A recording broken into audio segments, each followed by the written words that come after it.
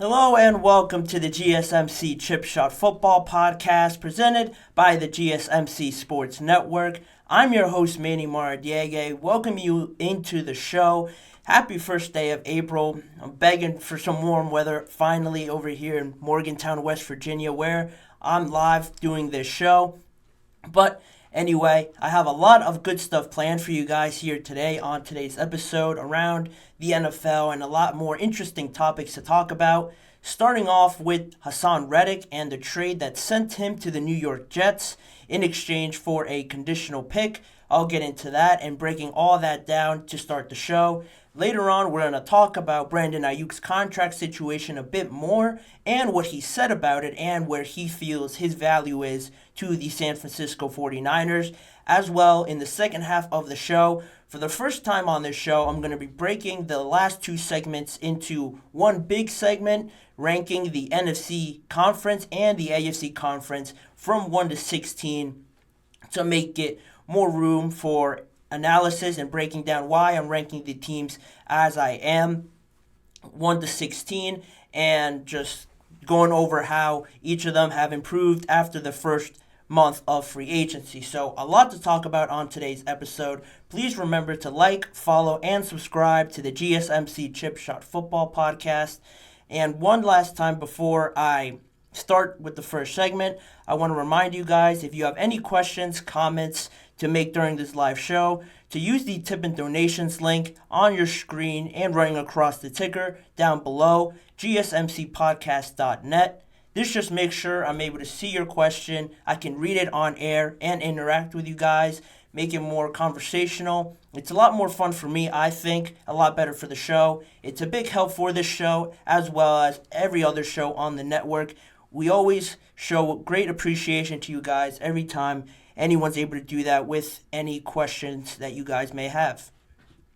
But starting off the show, like I mentioned, with the Haason Reddick trade to the New York Jets, a pretty big trade. We had been talking about it in weeks leading up to it. I mentioned today was the deadline for that roster bonus that Haason Reddick was due with the Philadelphia Eagles. So I pointed out to today being almost a made-up deadline for the Philadelphia Eagles if they were going to get something done or just ride out that final year of Haason Reddick's contract. They decided the latter. And in the trade that sent Haason Reddick to the New York Jets, it was a pretty straight-up trade, not too complicated. The New York Jets sent the Eagles a 2026 third-round pick, a conditional third-round pick that could become a second-round pick if Haason Reddick plays at least 67% of the snaps this season and has 10 or more sacks as well this season. And obviously the Jets just get Haason Reddick in return. Pretty interesting just from that because usually the conditional trades are mainly just playing time from the main details that you get when the trade is being announced. 10 or more sacks is pretty interesting because that's already a great season for Haason Reddick for the New York Jets if he were to get that this season. And just based off of his history, this past year was a bit of a down year for Reddick, but in years leading up to last year, he was very, very impressive with the Philadelphia Eagles.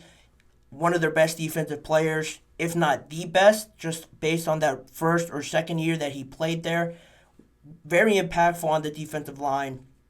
Now the Jets get a very experienced and successful pass rusher for their defensive line, which transitions now into this idea of the New York Jets and really going in on this season.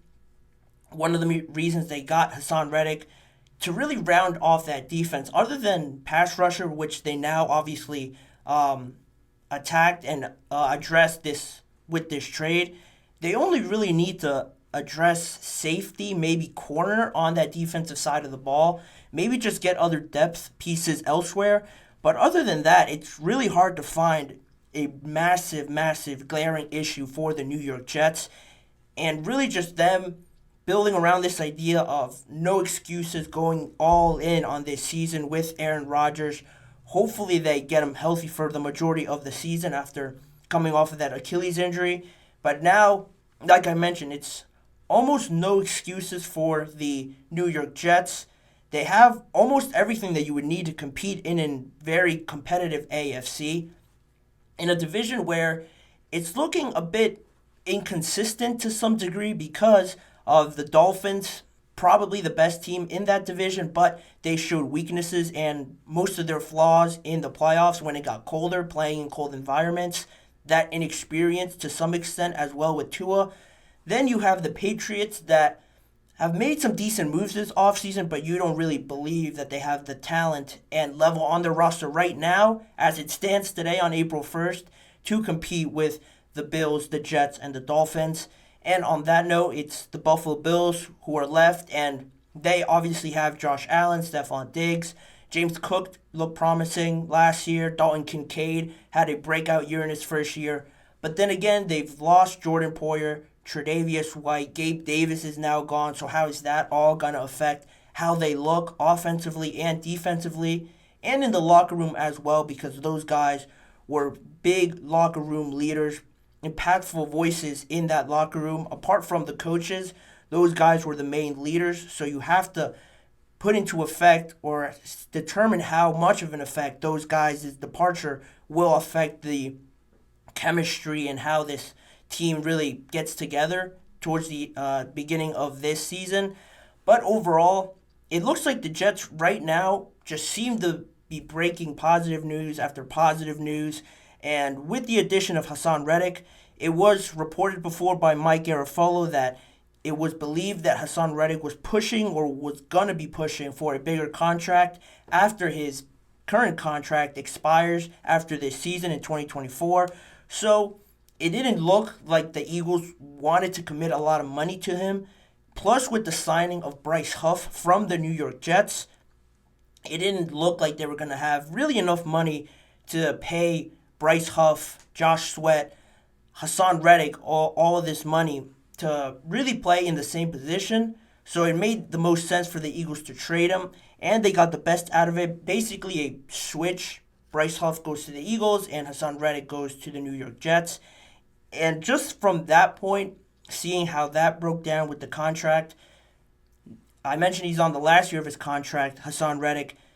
He wants an extension. Nothing's really being talked about right now or reported, but unlike the Cleveland Browns, I think the Jets are wise not to really negotiate something right now because I'm just always of that mindset that you have to see what he can give you. He's only 29 years old. He's coming off of a mid-season, not really showing his best potential, but you have seen it before. It is in him in that run when they made the Super Bowl, so you have seen flashes of it, but you have to make sure it's still there if you're the New York Jets.